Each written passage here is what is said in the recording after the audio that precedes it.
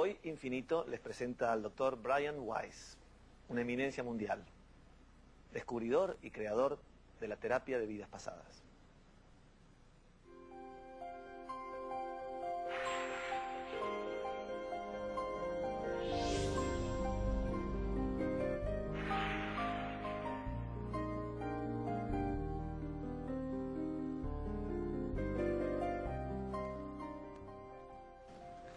Well, Dr. Weiss, Brian, may I call you Brian? Yes, it's better, Brian. It's better for me, so I will call you Brian.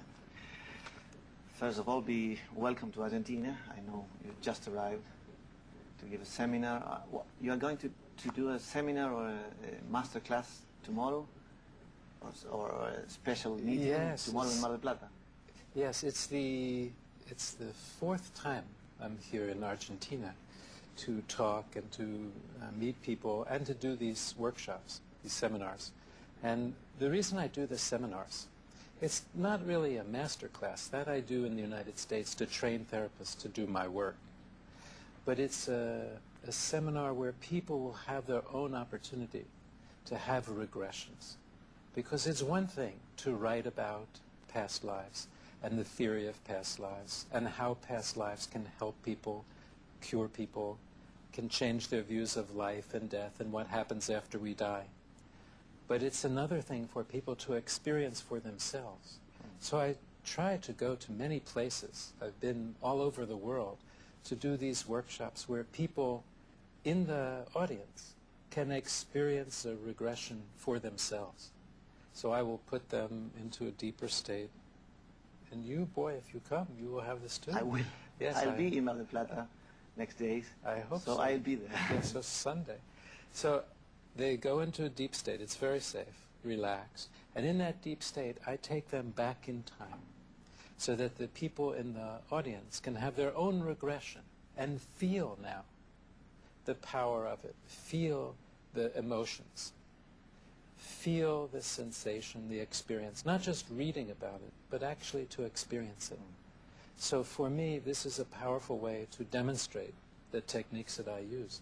And it's very safe, even though it's different from in my office. If you were in my office, boy, we would be doing a regression one-to-one.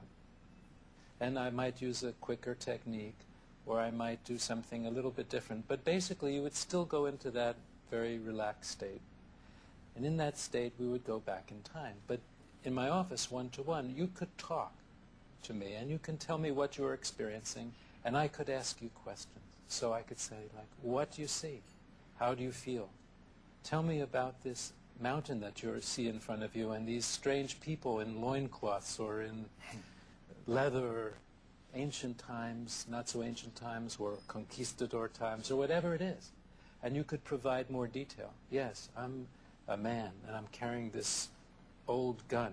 It has an end like that. And you would tell me these. In the group, we can't do that because too many people are involved. But I could still say, we're going back in time. You're going to visit this experience, this scene from a past life. You won't be able to tell me about it because there are too many people, several hundred people. I'll tell anyway. I will tell you. But the experience is still powerful. Not as powerful as in the office, but still very interesting. And I hope you can... No, yeah, I'll be there. I'll be there. Well, let's try to start from the beginning. I mean, the beginning... Well, the beginning is one of the main subjects of our meeting because we don't know where the beginning is. You're right. No? But let's try to go from the beginning of your present life. I mean, I've read about you and I know there was a sort of switch in your life, you know, through your work with a patient. But how was your life previously? How was your life before Catherine's case? Yes. For me, there have been these two distinct parts to my life.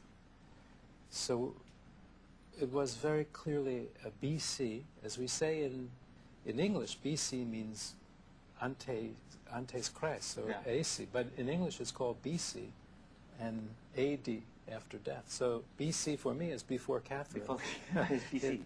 Yes, it takes that form. And my life was very much structured, and I would say a bit rigid. I was designing the foundation and the structure unconsciously for the work that came after. So for me it became very academic, and that was my life. I was building this structure. I went to college in the U.S., very academic, Columbia University, Yale University Medical School, became a physician, then a psychiatrist, also my training at Yale, which is a very important and famous university in the United States. And writing papers, scientific papers, book chapters, and becoming a professor, moving up the ranks academically, moved to Miami, Florida in 1974, becoming professor of psychiatry at the University of Miami and chairman of the psychiatry department at Mount Sinai Medical Center in Miami Beach. Very rapid advancement in the academic world. And I had written more than 40 scientific papers and book chapters. And that was my life before Catherine, academically. Otherwise, my life was going,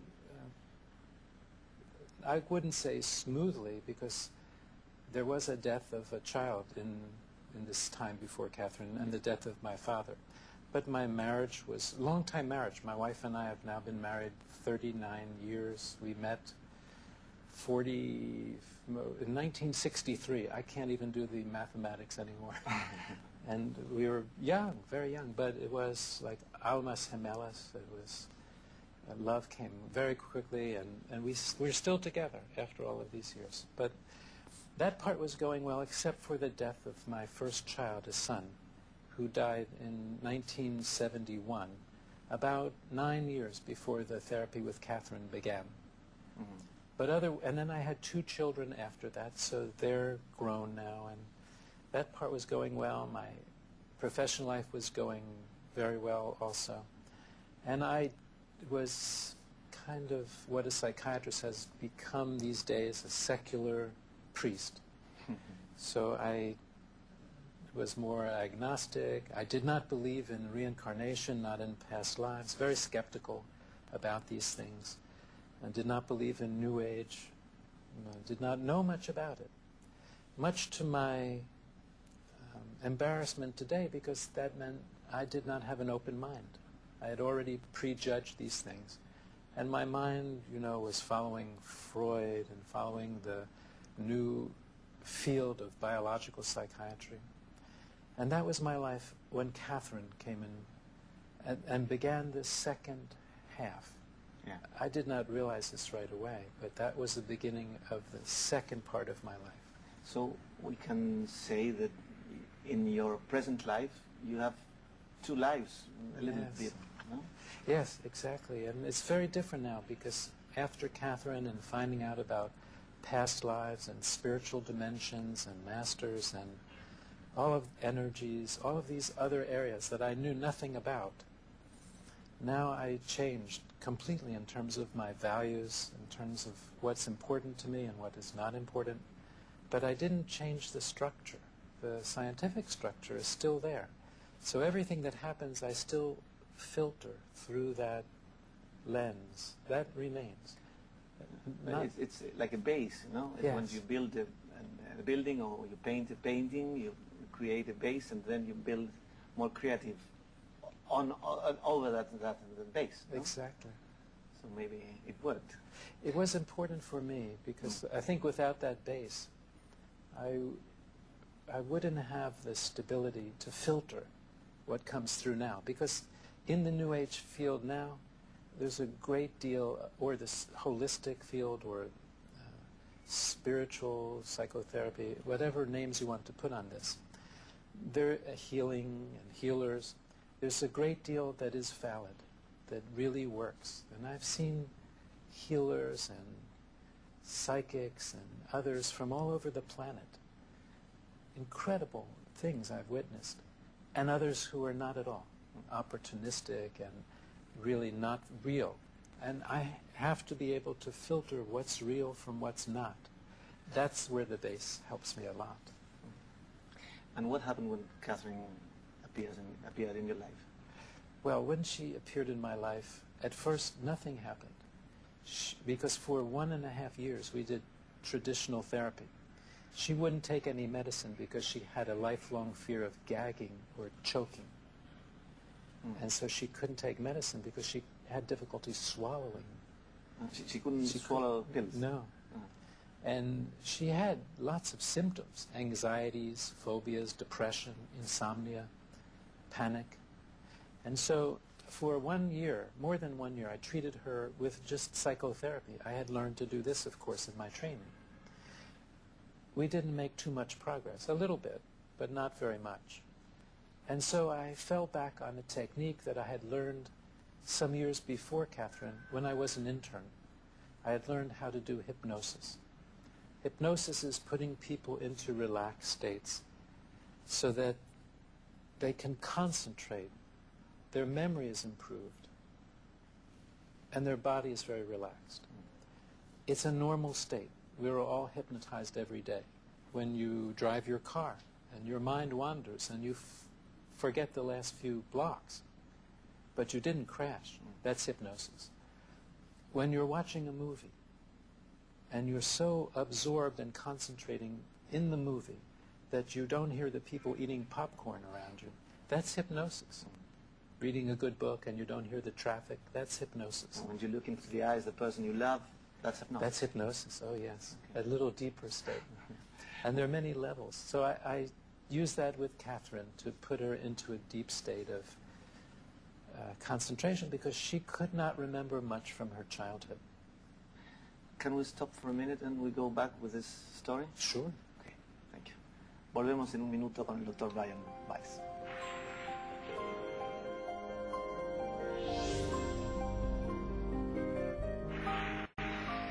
Well, then, what happened with Catherine when you start hypnotizing her?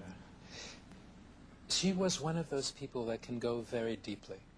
And the first time she went very deeply, she did go back to her childhood and remembered traumas from her childhood, significant traumas. And yet her symptoms persisted. She was remembering with emotion, which we call catharsis. And yet her symptoms were still there. So I thought, we have to go back even farther. Maybe instead of 5 years old, because she was remembering when she was 5, something happened when she was 3. And so the next session I told her, go back to the time when your symptoms first began, thinking that she would go back to a younger age. Yeah. And she went back about 4,000 years, because she took that literally. You opened a new door, a new big door. Yes, for both of us. She did not believe in past lives either. And she was with a different name and a different face, and describing with vivid details and emotions a life where she drowned in a flood or a tidal wave nearly 4,000 years ago. Her baby being torn from her arms by the force of the water. She did not have any children in this life. And so this was confusing to me, because the drama, the level of details that she was seeing visually was very strong, not like her daydreams, not like imagination. And she had 2 other lives that first time, and then she came out of the hypnosis. And already I could see changes beginning in her. She looked more relaxed. She was very tense, very anxious person. By the next week, she told me that her fear of choking or gagging had disappeared. This does not happen from imagination. She was sleeping better. Her anxiety was less. And week by week, as we went through the therapy, all of her symptoms disappeared without having to use any medicine in her case. And then that was shocking to me. I still had trouble believing, because I was so academic, so rational, so left-brain, so skeptical at first. And yet something very weird or bizarre happened. About the 4th or 5th session, she died in one of these ancient lifetimes, floated above her body, finding a beautiful light, being replenished by the light. And she told me there were 2 people there at the light to see me, my father and my son, both of whom had died before the sessions with Catherine began. And she told me my father's name. She told me about my son's medical condition. She did not know any of these details, and there was no place to look it up. And she told me other very secret facts. Of your own life? Of my own life. So that confirmed that something new was happening? Yes, because I knew, and she is not an investigative reporter, not working for the FBI. She was a laboratory technician in the hospital. There was no place to look up this information. This was before the internet, before people had access to all of this information. My father didn't even have an obituary, neither did my son. There was no place to look up the details. And she knew the details. And I asked her, where are you getting this information? And she said, it's coming from spirits that are around me. They're telling me. They're not in bodies. And that, to me, changed my world that instant. Because then I knew that if she was right about my father and my son, I believe she was telling me the truth about past lives also. And then... Was that scaring for you? Yes, yes. Scary and comforting at the same time. Comforting because my father and my son were somewhere. And she said they were with these spirits. Their spirits. They were somewhere. They were alive. They didn't die when their physical bodies died.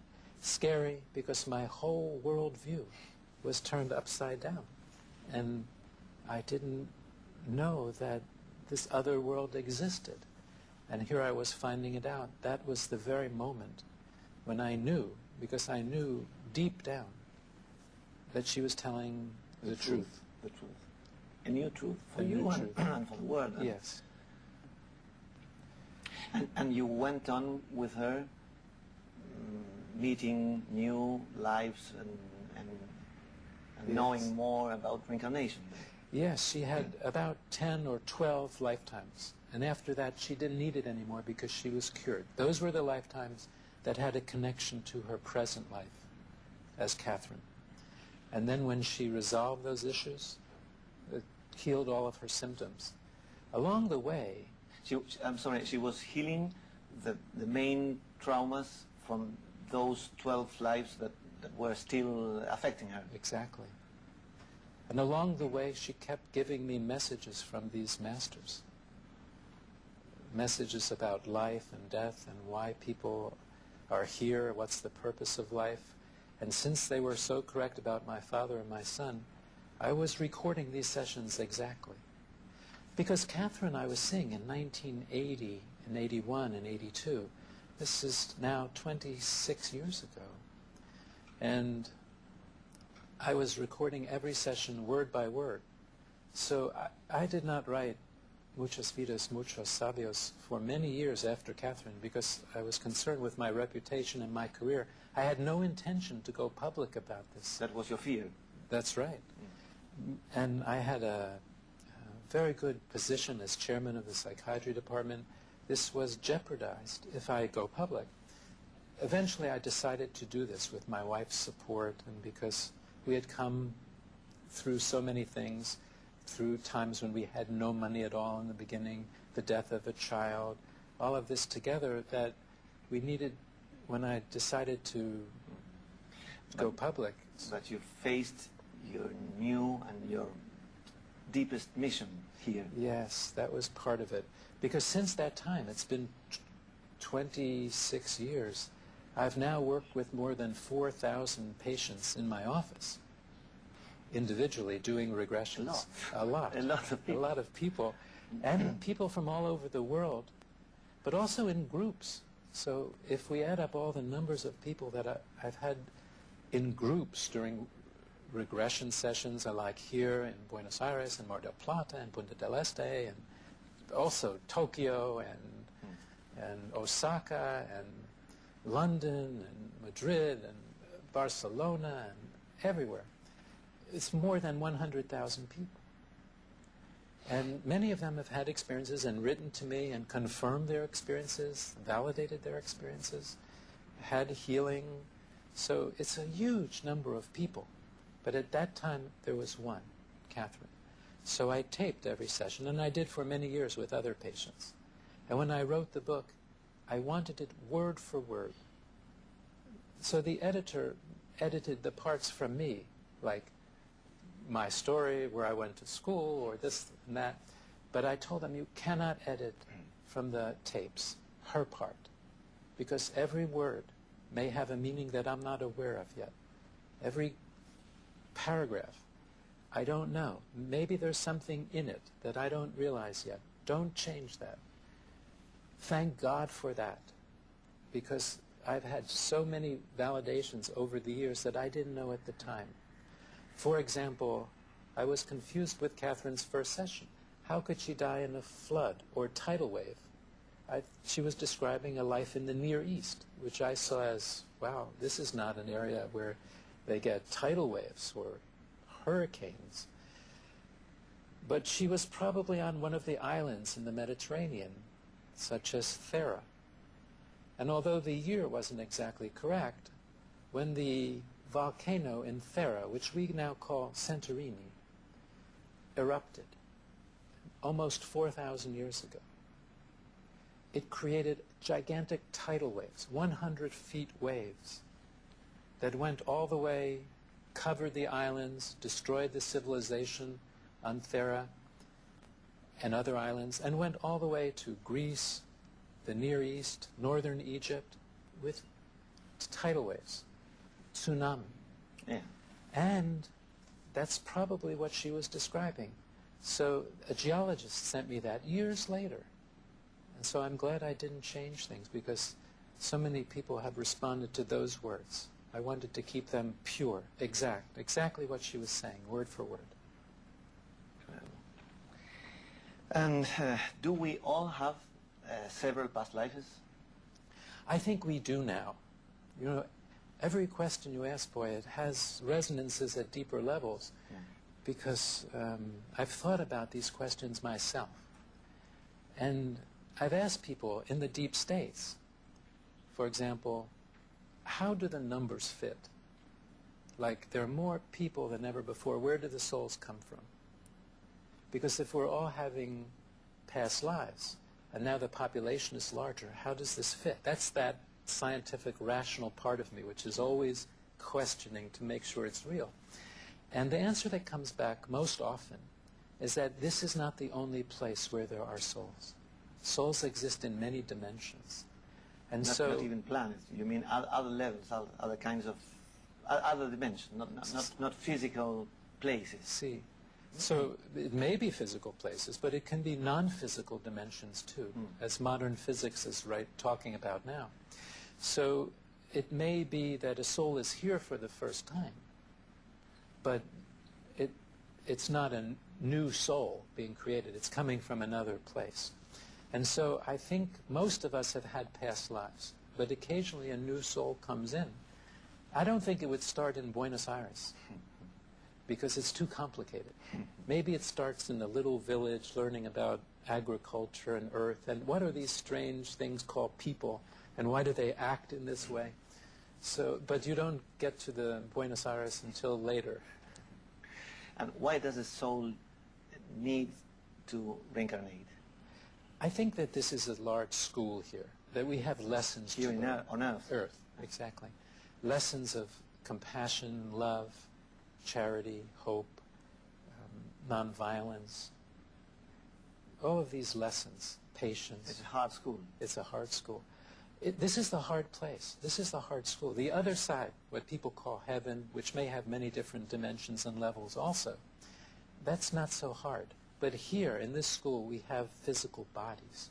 We have pain. And that hurts. It hurts. Grief, loss, people die. We have illnesses, we have diseases. It hurts. So it's a very hard school. But it's a wonderful school, because here we have physical love. We have sensations, smells. We can see the sky and the waters. And it's a great school. It's a physical school. It's very, very difficult, but it's a good school. It's like school. It's like school. We remember our own schools in that term. So exactly. We come back in a minute. Enseguida volvemos.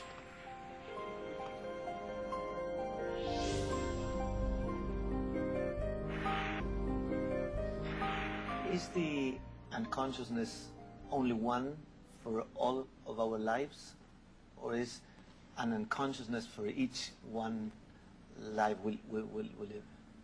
I think that when we come into a physical body in this world, we tend to forget our past lives, because we have to see if the lesson is really learned. That is, we forget our past lives. And many cultures have theories for why we forget the past lives. Pressing here, or crossing the river of Lethe, the Greek, because they all knew about past lives. Plato wrote about past lives. Many scholars and scientists and philosophers over the years. So why do we forget? And I think it's to see, did we really learn? For example, are we not violent now because we know in our hearts, deep down, that spiritual beings that we are not violent? Or is it because we were violent in the 14th century and we were punished for that, or we had difficult lifetimes after that? But the real answer is within, looking within. Are we non-violent now? Because it's our nature. So that's why we forget. But now more and more people are remembering their past lives, because the world is in more danger now. We're in danger of man-made problems, global warming and wars and pollution and extinction of species, possibly catastrophic things. So it's very important. Now we're allowed to learn about our past lives because we have to catch up spiritually with the technological advances. So I think now so many people are remembering their past lives either in hypnosis and regression, sometimes spontaneously, not through hypnosis at all. When you go to a city for the first time and you know your way around, say Prague or Berlin, and where the old church was, but the church has not been there for 200 years, but you remember, why isn't the church here? And you know where the secret room in the church was. These are documented true stories of patients who remembered past lives by deja vu, or in dreams. In dreams. I was thinking about which are the sources of dreams. Do they come from there sometimes? Sometimes it is a past life. It's not always Freudian. You may have a metaphor, symbol, yes. But sometimes when you dream of yourself in an ancient place, past time, it's not Freudian, it's not a metaphor. Maybe that's actually a past life fragment emerging into the dream. So many times I hear my patients talking about their dreams, and that's where we go in the regression session, because I know that's the door for them. They're already telling me where to go to help them. They are more free. I enjoy dreaming a lot, and maybe I have a sort of surrealistic grammar, no? And because they are more free than life. Yes. You find the connections in dreams are more free. Absolutely. We don't have our usual consciousness guarding the door. So the subconscious, the unconscious is right there. The usual barriers when we're waking are gone. So in dreams we can be more creative and answers can come. That's why dream interpretation is so important. But when we're awake, then our left brains, our logic, is getting in the way. So when we start to have a feeling, an intuition, an insight, we sometimes say, no, this can't be. This can't be. So for example, if you're walking down the street and you start to think of a schoolmate, a classmate that you haven't seen since high school or grammar school, for no reason at all, and you dismiss that. Oh, no, I have to pay attention here because maybe there's a store I want to shop at. And then you turn the corner and there that person is. But your intuition was telling you this person is near. In the dream, you know what it is. You can make the connection because your logical mind is not in the way. Yeah, intuition is called another thing. Intuition in dreams is just, it's more real. Yes, it's real. But actually intuition in waking is real too. We just don't give it enough credit. It's very important. Many people say to me, there are no coincidences, because coincidences are not accidents. It's the intuition telling you, pay attention, something's happening.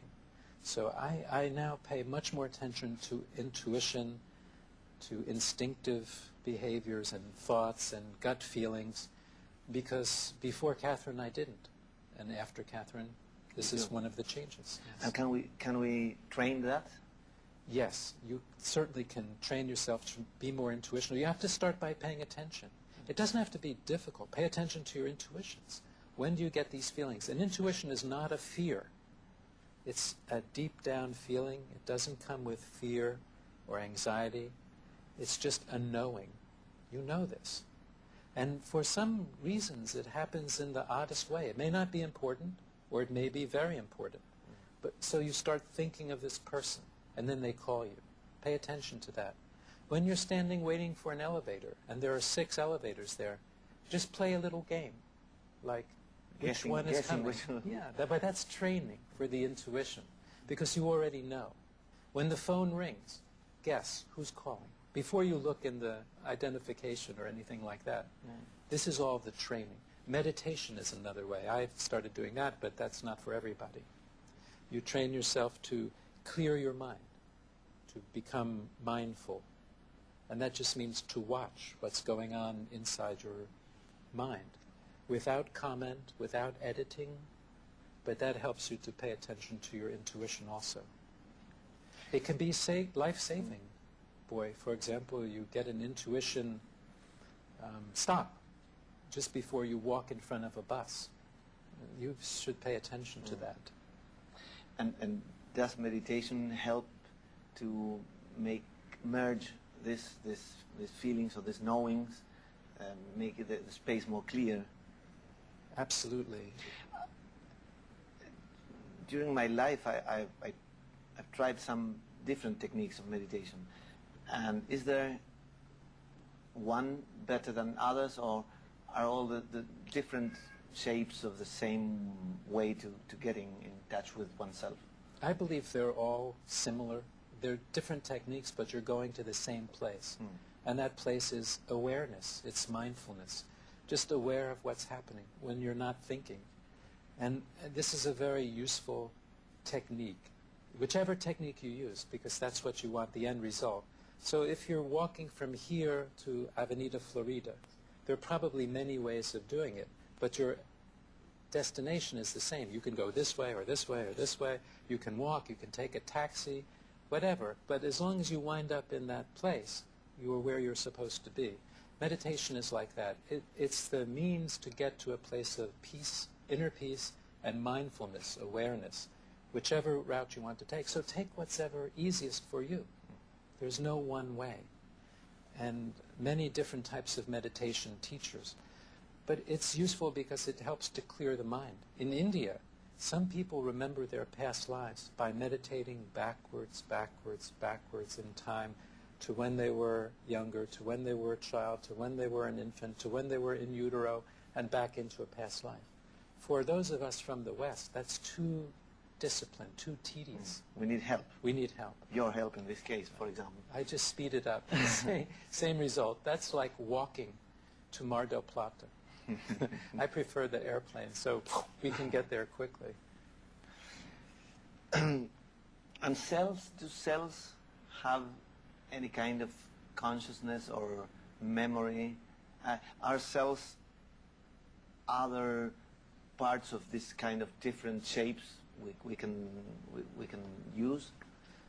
Cells of our body, yes, I think, do have consciousness in the sense that there may be a cellular memory. It doesn't explain past lives completely, but we know from work with transplants, for example, that feelings and other sensitivities can be transmitted.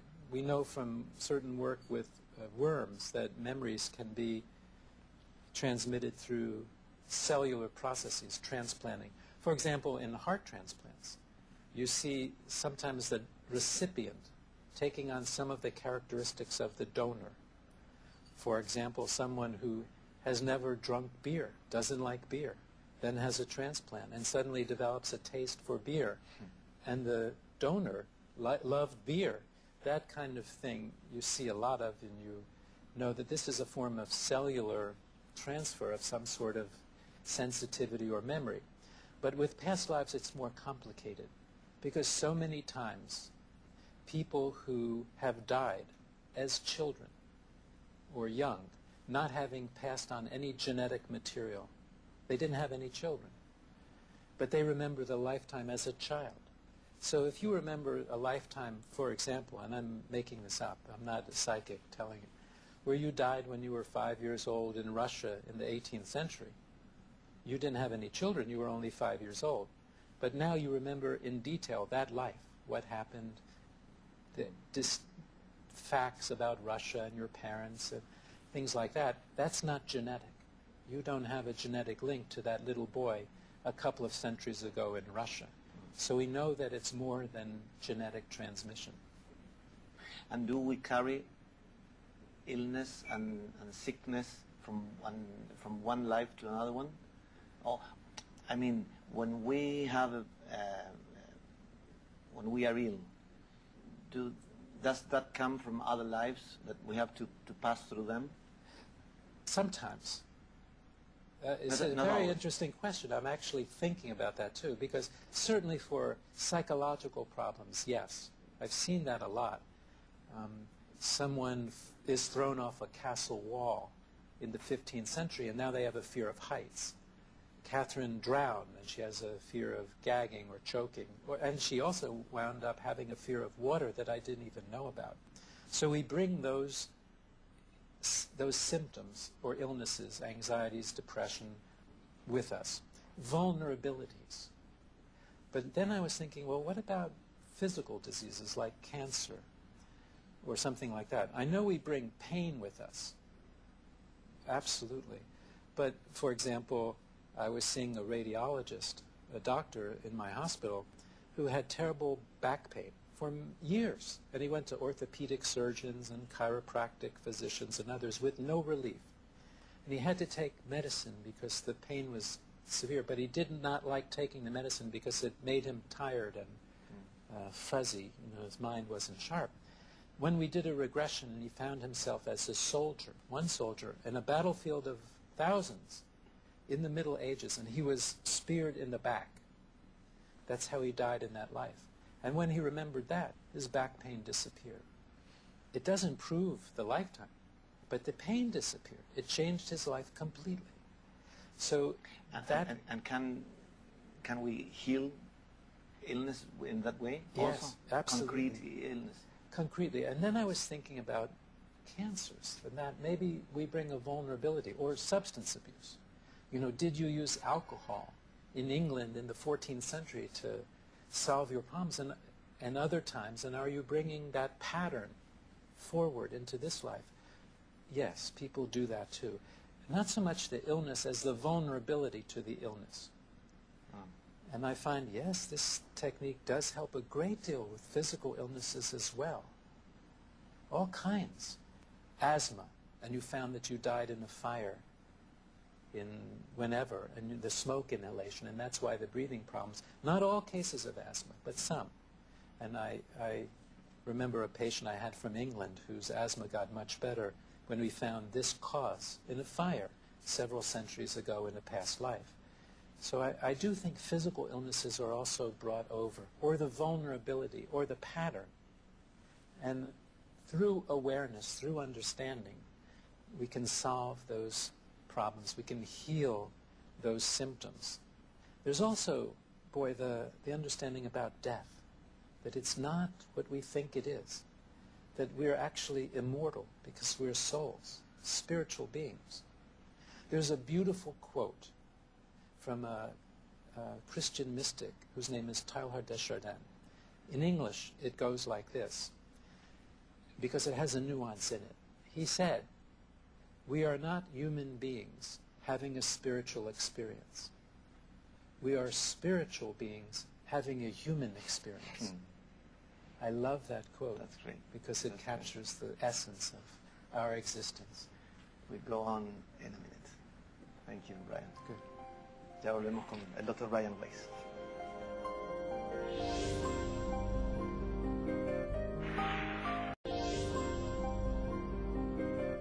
Well, we talked about illness, and we talked about death. And I think that death is one of the main big fears of our culture, of ourselves. Why are we so scared about death? If there's no necessary of being like that, no? But there's no need. I'm sorry. There really is no need, but we are scared because it's the unknown. It's been, ever since humans have developed consciousness, the ability to think and self-perception, they've been curious about what happens after we die. This is how religions evolve. This is theories of death and dying.